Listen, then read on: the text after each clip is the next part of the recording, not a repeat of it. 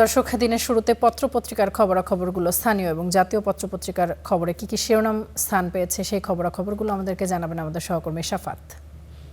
তামান্না, আপনাকে আবারও ধন্যবাদ এবং শুভ সকাল। দর্শক, আপনাদেরকেও আবারও শুভ সকাল জানাচ্ছি। সকালবেলা শুরুতেই আসলে যে কাজটি অফিস যাওয়ার আগে সাধারণত মানুষ করে থাকেন, যে দেশের যে পঠিত জাতীয় দৈনিক রয়েছে তারা কি কি শিরোনাম করেছে সেই ব্যাপারে সকলের একটা আগ্রহ থাকে। আজকে কিন্তু বিশেষ একটা দিনের শিরোনাম দিয়ে আসলে শুরুটা করতে চাই।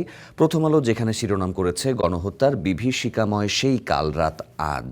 25শে মার্চ আজকে গণহত্যা দিবস, আপনারা সকলেই জানেন। এই খবরটার বিস্তারিততেই একটু যেতে চাই, সেটা দিয়ে যেহেতু শুরু করছি। এখানে আপনারা দেখতেই পাচ্ছেন স্ক্রিনে যে 25শে মার্চ যে নিরস্ত্র বাঙালির ওপর রাত্রেবেলা যে হত্যাযজ্ঞ চালানো হয়েছিল তার জলজ্যান্ত প্রমাণ এই ছবিগুলো দেখা যাচ্ছে।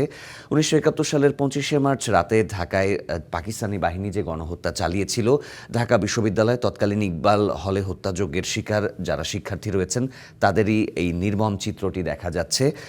এখানে আসলে বিশেষভাবে সেই দিনে আসলে কি করা হয়েছিল, বাংলাদেশের স্বাধীনতা সূর্যকে স্তিমিত করার লক্ষ্যে পাক হানাদার বাহিনীরা নৃশংস যে হত্যাকাণ্ড ঘটিয়েছিল সেই ব্যাপারে আসলে বিস্তারিত একটি প্রতিবেদন করা হয়েছে। সেটি আসলে প্রথম টপ হেডলাইন আমরা দেখতে পাচ্ছি প্রথম আলোতে। পরবর্তীতে আরও কি কি শিরোনাম করা হয়েছে সেই ব্যাপারে একটু চোখ বুলাতে চাই। 1/11 বিতর্কিত সেনা কর্মকর্তা মাসুদ উদ্দিন রিমান্ডে।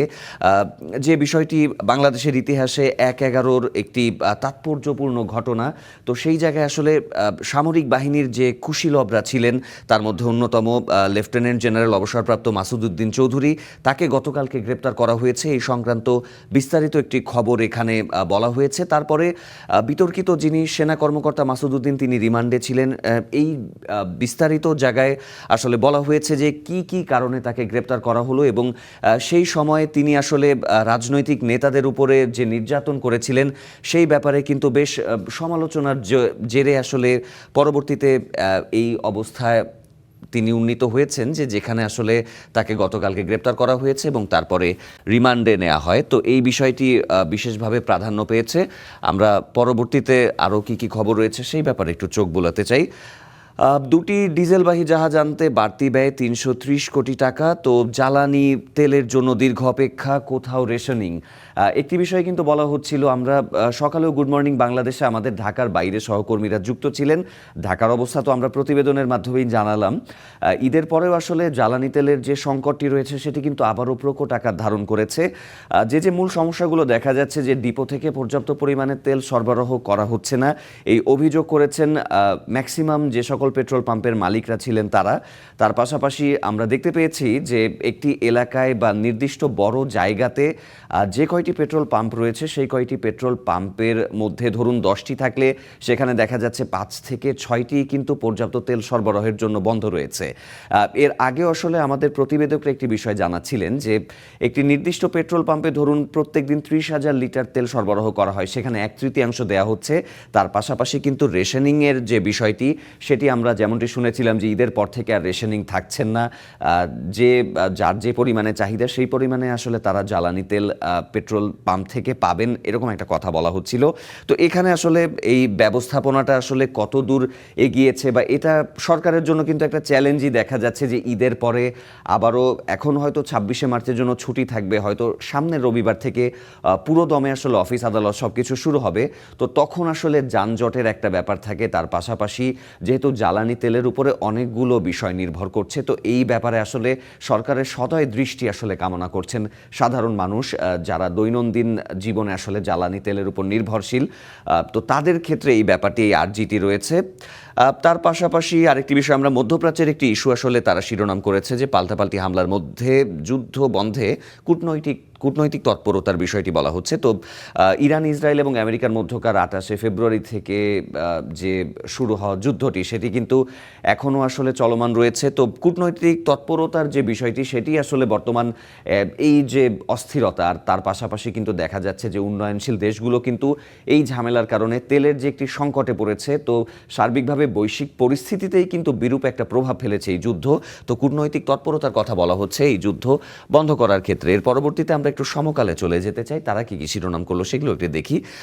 সমকাল বলেছে টানা 11 ঘন্টা অফিস করেছেন প্রধানমন্ত্রী তারেক রহমান। তো ঈদের ছুটির আমেজ না কাটার পরও দেখা যাচ্ছে যে প্রধানমন্ত্রী বেশ দায়িত্বশীলতার সাথেই তার দায়িত্ব পালন করছেন, সেই ব্যাপারটি নিয়ে শিরোনাম করা হয়েছে। তারপর হচ্ছে যে আরেকটি বিষয় যে মাসুদ উদ্দিন, যিনি বিতর্কিত সাবেক সেনা কর্মকর্তা, তাকে একটু হেনস্থা করা হয়েছে যখন আদালতে নেওয়া হয়েছে, তার গায়ে ডিম নিক্ষেপ করা হয়েছে, সেই ব্যাপারে শিরোনাম করা হয়েছে। আমরা দেখতে পাচ্ছি শিক্ষামন্ত্রী আনম এহসানুল হক মিলন, তিনি জুলাই অভ্যুত্থানে শহীদদের সন্তান ও আহতদের অবৈতনিক শিক্ষার নির্দেশ দিয়েছেন।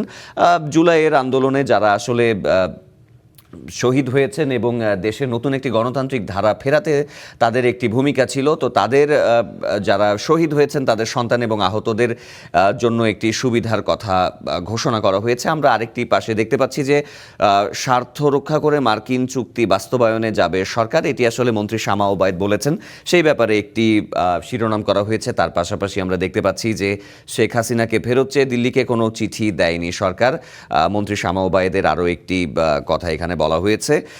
তারপরে আমরা আরেকটি দেখতে পাচ্ছি যে মানহানির মামলায় ইনু মেনন মানিক তারা রয়েছেন আসলে বিতর্কিত যে সকল চরিত্র, তাদের নামে বিগত সরকারের সময় যে মামলা হয়েছিল সেখান থেকে আসলে একটি মামলাতে আসলে 3 জন জামিন পেয়েছেন, সেই ব্যাপার বলা হয়েছে। তার পাশাপাশি আমরা দেখতে পাচ্ছি যে ঢাকায় বসছে 3 দিন ব্যাপী এশিয়া ফার্মা এক্সপো, তো দেখা যাচ্ছে যে ফার্মাসিউটিক্যাল খাতের জন্য বড় একটি ব্যাপার।